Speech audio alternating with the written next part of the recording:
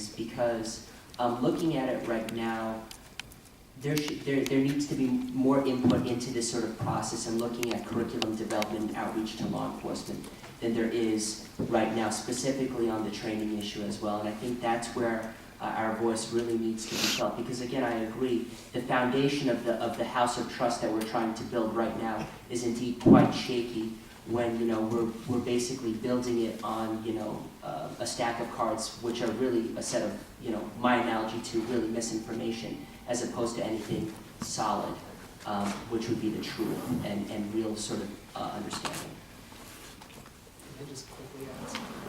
I think at the Border Security Expo, I don't know if you followed this, which just happened, the Center for Security Policy was present for a session called How International Islamic Jihadists, Muslim businessmen, and Mexican street gangs are working together to ruin America, or something like that. Now, of course, the only thing they're missing is KFC. I mean, sooner or later, you have to figure that people who are working for the Border Patrol, who actually see what's going on, are going to look at this and say, this is ridiculous. And I think, it's a matter of time before that happens, and you just have to amplify the voices of experts from the law enforcement community who have firsthand experience.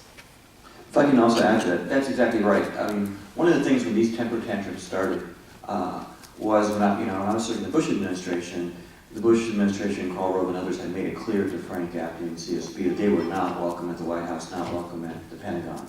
And so they were working outside the law enforcement community, but really going kind of around the members of Congress and trying to purport to be national security experts. But it became obvious to even members of Congress that this was completely, a false image. And people like Bobby Jindal, when he was in Congress, immediately dropped off of Frank's board.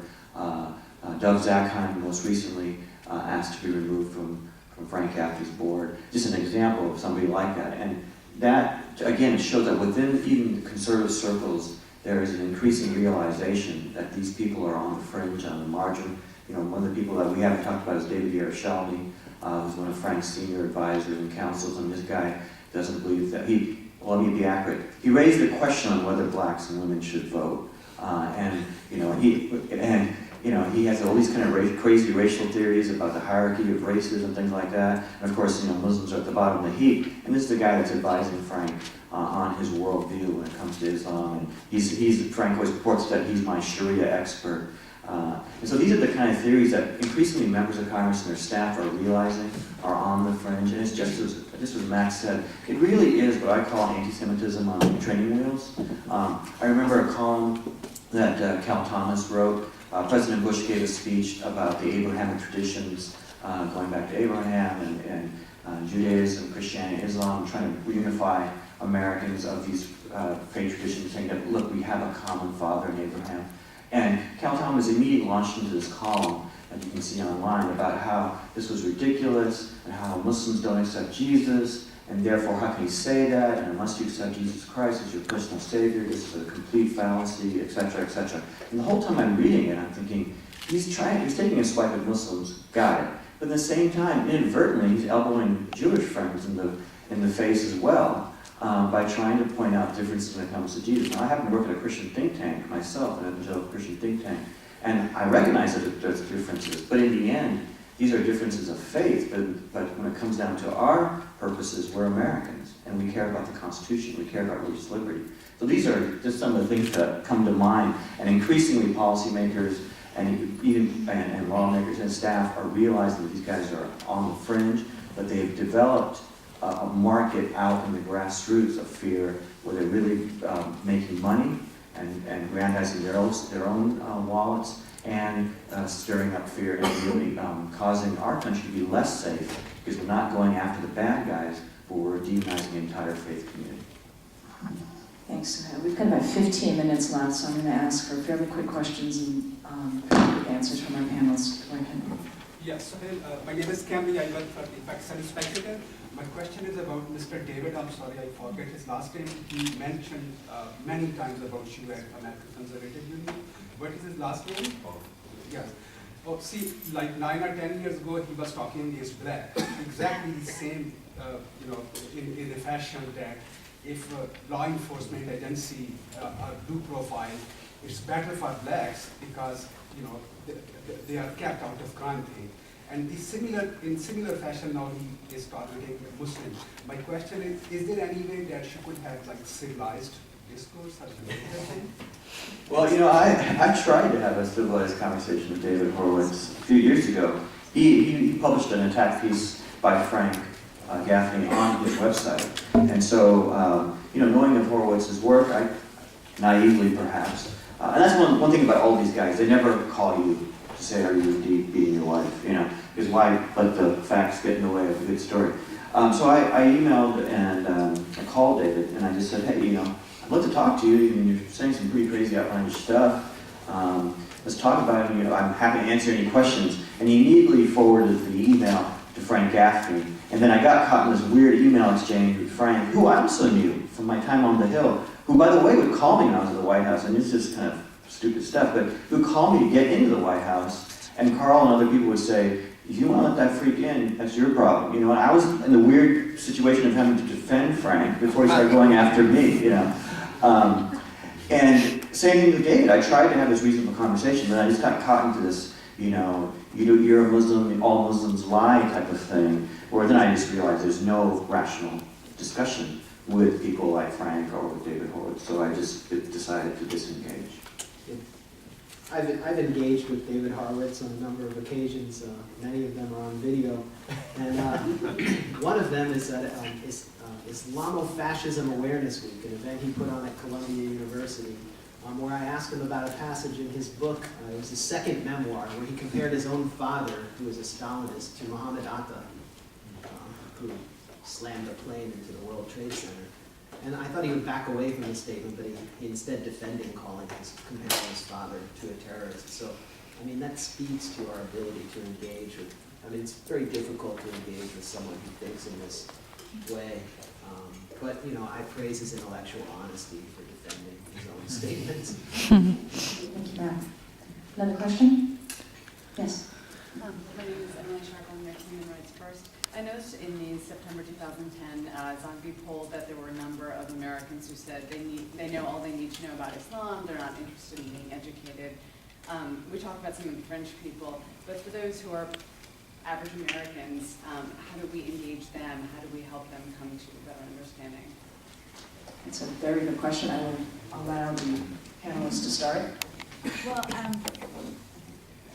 it's interesting because there was also a poll that came out by the Pew Research Center in August of 2010, kind of around the same time of the Parks 51 Center controversy. And in that poll, they found that 55% of those surveyed said they didn't really know anything about Islam, but 38% still had unfavorable views about the religion, even though they didn't really know much about it. So I think that, what we're seeing, and I was going to make this point a little bit later, but I think I might make it now, that I know that we've talked about this being sort of a fringe industry or cottage industry, but it's actually having real life consequences, whether it's in terms of the general public and what they are thinking about Muslims or Islam, and also on actual community members, as I kind of laid out when I was speaking. And I think that we really have a collective responsibility to make sure that the fringe doesn't command more influence. And we need to ask ourselves, all of us, really, how we're going to do that. Because it's not just about, I think, educating people about the religion. It's actually calling these folks to task, as I think many folks are doing here, but also making sure that at all levels of the political process and with the media and with grassroots and community organizations, that we're kind of sending that same message over and over again. Because what we're seeing on the ground is that fringe message is having a really devastating impact on communities. Thank you, Deepa. The other point I would make that I think is important to insert here, the reason we do the polling, the reason that we do the projects and education things that we're doing on these issues is that all these elements may be the fringe elements that are perhaps doing this research and have a very specific political agenda in the way that they do it. As Deepa said, the implications are fairly broad. The problem, though, separate from the way general Americans may or may not understand the faith, may or may not understand the foreign policy issues that Max had talked about, all of these are complicated. The problem, though, that we're dealing with now, and the reason we're on the Hill, is that you don't have policymakers When I opened with are quotes from policymakers, people who have constituents that are American Muslims and are Arab Americans. So that's a different type of problem that we're having to deal with. And that's why understanding it in this context is really important. There's a great deal of education that has to happen in general, but it's very, very clear that the very policymakers that we could look to help fight this trend, because at its root it is incredibly un-American, are the ones that are actually indeed engaging in it. So that I want to mention. Let's take another question from the audience, right here in the front. Mazen Basrari from the Department of Justice Civil Rights Division. Not to be too self-serving here, but what do you think the role is of strong civil rights enforcement in combating Islamophobia? And do you think the work that we've done specifically in the area of hate crimes, enforcing the Religious Land Use and Institutionalized Persons Act, and other actions that we've taken have made a difference? Sure, I can start with that, having worked for the Civil Rights Division in my former life. I will say that I think that the division's work in combating the post-9/11 backlash has been extremely important. I think that a number of the prosecutions that have occurred really send a message to the general public that we're not going to tolerate these sorts of incidents, we're not going to tolerate this sort of violence. I think that we need more. I mentioned the End Racial Profiling Act, which is a really critical piece of legislation. We are also looking to the Department of Justice to clarify the racial profiling guidance, to fill some of the loopholes that are in it.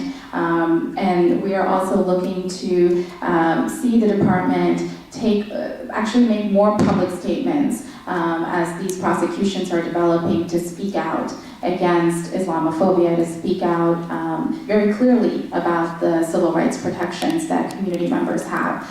So I think that a lot has been done that has been extremely useful and that I know that communities rely upon.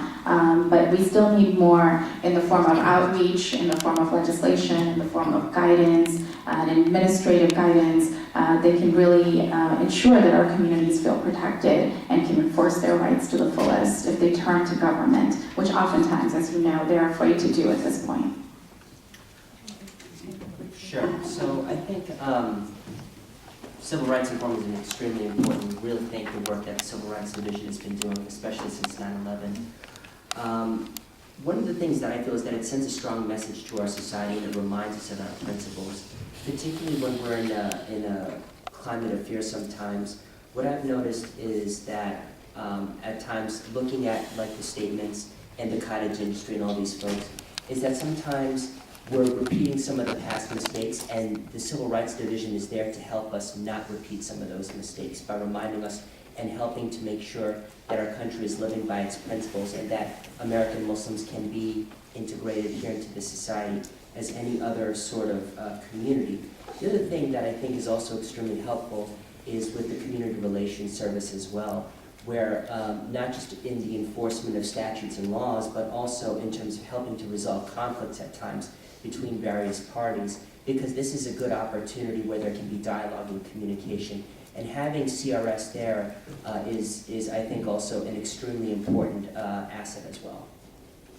I just wanted to add something about The law enforcement side, and that is a lot of these, blogs and emails that go around and these websites have consequences. They do. They have real consequences. As pointed out, there was the attempt in Michigan to bomb a mosque there. There was another attempt to bomb a couple of centers in Pinellas, Florida, a few years ago. One of the people that Frank usually sends his screeds to is a woman named Debbie Schlossel out of Michigan, who's known in circles there because her equal opportunity attacker, Republicans, Democrats, anybody she doesn't like. She's been on Howard Stern's show, so it tells you the caliber of her, her intellect, I suppose. But she went after Darrell Issa hard, saying that he was, because he's of Lebanese descent, so therefore he must be Hezbollah. She started calling him Jihad Darrell. And sure enough, there was an attempt to bomb and kill Darrell Issa. And when the FBI raided the guys that were plotting to kill Darrell Issa and to bomb his congressional office in California, They found Debbie Schlussel's columns. So they were ginned up by her columns. And you know, if you take these attacks on the net as real, that people are subversives, that they're terrorists, that they're here to destroy America from within, it's not an illogical next step for good patriotic Americans to say this is something we need to stop, and if that means doing so violently, we'll take matters into our own hands.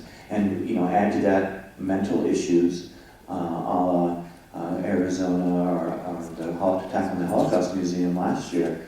You know, it can be a very deadly combination. So these words, again, I think the answer is more speech and freedom of speech to respond with truth, but the justice component and the enforcement is important on that front, because you do, when these columns are published, you start getting the death threats and the emails saying, I'm coming after you, and it's important to notify law enforcement about that. I know Jim Zogby has had that experience. I'm increasingly having that experience.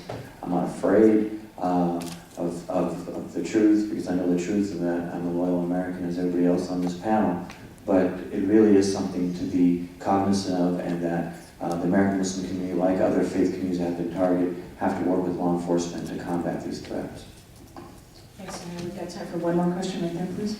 Thanks. Ryan Riley with Talking Points Memo.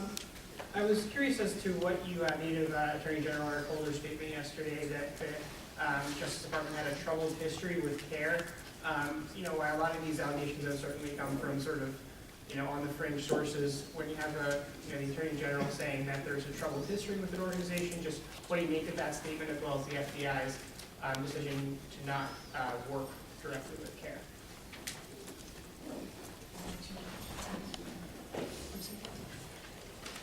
I'm afraid I'm actually not aware of that specific statement from yesterday, so I wouldn't be able to comment. I don't know if anyone else here has seen it. Sorry. There's also been letters written to Congress about it too, about not working with CARE, the FBI not working with CARE at least. Right, I mean, there's certainly, I think folks are aware that CARE is one of the organizations that sees a great deal of attention from some of these groups. But I'm not familiar with those specific statements, or I mean, I wouldn't want to speak to it. In some ways, I think it's a distraction from this specific topic. And I only have a few minutes left. Are there any other questions quickly before I ask them for their closing comments? Hi, Nathan Stevens, College Democrats. With what's been happening a lot in North Africa and the Middle East over the last month and a half, I've been hearing a lot of mixed signals about the Muslim Brotherhood. Just wondering what sort of your opinions were on that group. I'm afraid I'm going to say that that is also a bit of a foreign policy angle that I don't want us to get into in our last few moments, but I really do appreciate the questions and the conversation we've had today. I want to end on time because I'm an Arab who thinks it's important to be punctual. It's the American part of the Arab American. We convened today under the headline that Islamophobia poses a challenge to American pluralism, and that it impacts both policy and people. That was the point of being here today. Suhail, when you spoke, you specifically said that the objective that they bring to this, in terms of the folks that have organized this industry, as we're referring to it, is to stop the empowerment of Americans to have a voice in their own democracy. Deepa, you added that there are these ramifications, whether we're perpetual foreigners, whether we're a threat to national security, but you also noted it has a potential for having a chilling effect on civic and political participation. I would ask very briefly for each of you to just close with that thought, given where we are today, and how to engage specifically policymakers, members of Congress, to better address this issue in terms of the civic and political implications it can have.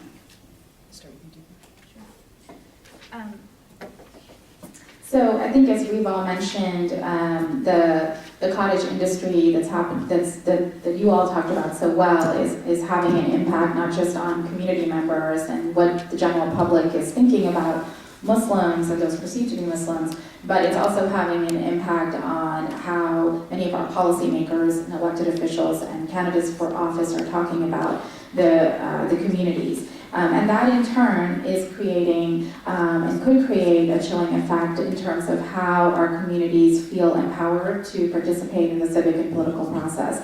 In order to stem that, I think that, first and foremost, we need to make sure that we are denouncing and calling out these sorts of statements and this sort of rhetoric when it happens. We cannot let it slide. It's important to do the research, put out the reports, make sure that we have a range of thought leaders, community leaders that are speaking out and calling those who are making these statements to task. That's absolutely important. I think additionally, when it comes to the community itself, it's important to engage in civic and political participation still, to become familiar with your congressional members and your representatives, to do meetings, to make sure that our voices are representative in the media, etc. So there are so many steps that we need to take as community members as well as thought leaders in order to stem this tide that we're seeing, because again, it's really having a direct impact on real people's lives in so many different ways. I think the answer is just not to back down, to just be armed with the truth, to continue engaging. This is something that is meant to cower and cause fear in various communities, including the Muslim Arab American communities, and we just need not to back down on that. I'm a proud conservative, I'm proud to serve my country, and I'm always very vocal in standing up for what I believe in, because it's not just about me as an individual, it's never just about me, it's about people, about Americans and others who have their rights, and the attacks on their rights, and that is something that I stand strongly, that I need to stand up for. We have to be very, very strong and vocal in standing up to hate. And that is no matter, again, no matter who it's directly against. You have to believe in the Constitution. You have to believe in the American people. My grandfather fought against the Nazis and the fascists in World War II. My parents were anti-communist. And I think this is something that we have to take up as a mantle, to fight hate no matter who it is. We have the Constitution, and I believe that we have examples of people that can help us in overcoming this type of hate. I got into politics as a proud conservative. I was inspired by people like Jefferson, and even by people like Johnny Cash and Jennings and Jones. And these are the people that kind of get me going, and that's something that continues. When you have arguments like this that are based on hate and fear, that we just need to stand up as cheerful warriors, as Ronald Reagan said, and being armed with the truth. And again, the American people are a fair one. We are an exceptional country. And we're an exceptional country because we are an open and inclusive country of people of various ethnicities, religions, and practice, and thought. And that's why, again, I'll cling to the Constitution, particularly the First Amendment. I think that is the answer.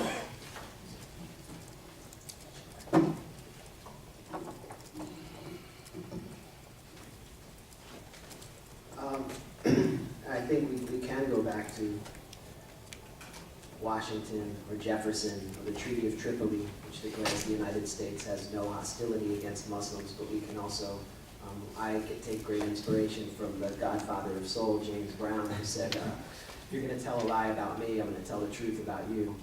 And that's exactly what we need to do, is expose them for what they are, which is liars, hucksters, and bigots, and let the public then make up their mind. I'd echo, I think, everything that everyone said, not backing down, really believing in free speech and America and our nation and its principles, because I think at the end of the day, our diversity is its strength. So Suhail, for instance, has had a very patriotic family history, fighting the Nazis. Myself, I am the Muslim son of a Jewish father and a Catholic mother. And for me, I stand by and live by America's first freedom, religious liberty, and free speech every single day. And if my family can coexist together as one family, despite the interesting dinner conversations, I think that the rest of our nation can do it.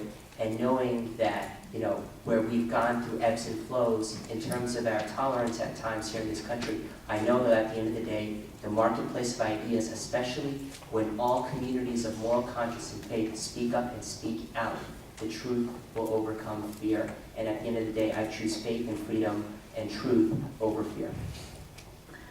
Thank you again to all our panelists. Again, on behalf of the Arab American Institute and the Muslim Public Affairs Council, I thank you for being with us today. We will be releasing a report with a transcript of today's proceedings, should you want to share it with additional folks on the day of Chairman King's hearings, which I understand now are March 10th. Thanks again for being here.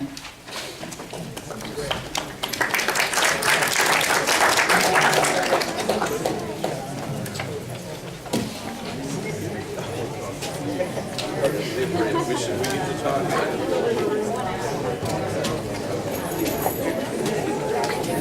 All right, sounds great.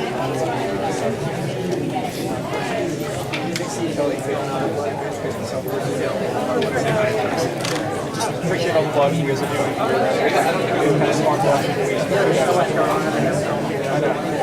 But we're trying to get ourselves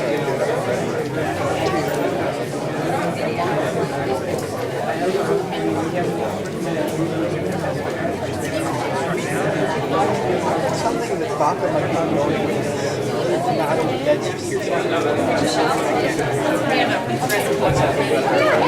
Hey, I saw your letter. Amazing. Loved it. but Yeah, when I saw that, I was like, what? That's amazing. yeah, there's been some stuff about it. But I have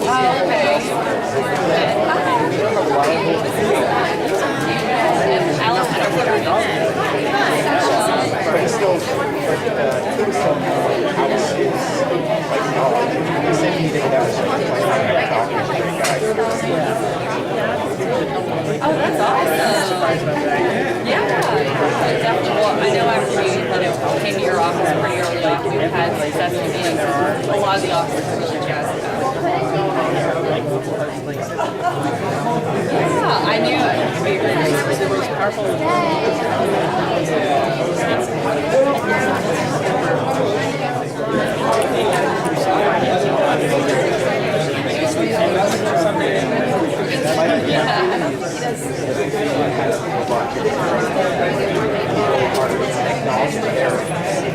Definitely. And we're going to send out our invitation cards at the end of the day. The problem is like right. It's just like any talk to that is going to throw the distraction. So it's just like let's not deal with this right now. But it is interesting.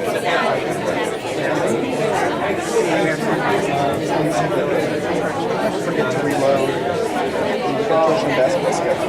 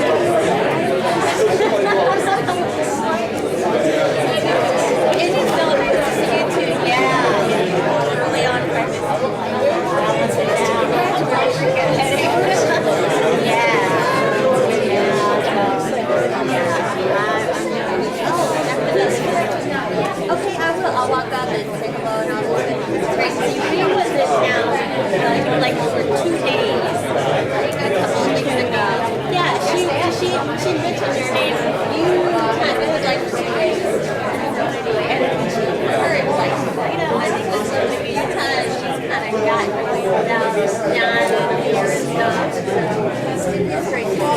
Great sound